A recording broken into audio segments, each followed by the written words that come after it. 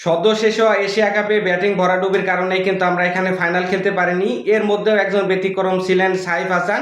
International ক্রিকেটে দারুণ প্রত্যাবর্তন করেছেন এই সাইফ হাসান। এশিয়া কাপে কিন্তু অসাধারণ ব্যাটিং করেছে। 4টা ইনিংস খেলার সুযোগ পেয়েছিল, 4 ইনিংসে 178-এর মতো রান করেছিল, যেখানে তার অ্যাভারেজ ছিল 75 এবং 2টা গুরুত্বপূর্ণ 50 তিনি তুলে নিয়েছিলেন। এখানে হচ্ছে শ্রীলঙ্কার বিপক্ষে একটা এবং পরবর্তীতে ইন্ডিয়ার বিপক্ষে একটা। শ্রীলঙ্কার বিপক্ষে ম্যাচ উইনিং নক খেলেছিলেন সাইফ হাসান। এখানে হচ্ছে 45 বলে 61 রানের দুর্দান্ত ইনিংস খেলেছিলেন, যার মধ্যে 4টা 6-এর মার ছিল। বিশেষ করে নোয়ান তোষারাকে তিনি ফ্লিক করে যে 6টা মেরেছিলেন, আমার কাছে মনে হয় ইন্টারন্যাশনাল ক্রিকেটে বাংলাদেশের জার্সিতে এটি তার বেস্ট শট ছিল।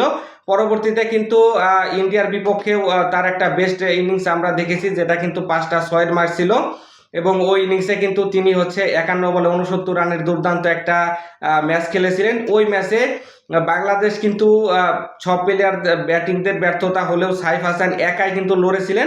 তার ব্যাটিং দেখে মনে হচ্ছিল তিনি আসলে জয়ের জন্য খেলতেছেন, বাকিরা আসলে তাকে সঙ্গ দিতে পারেননি।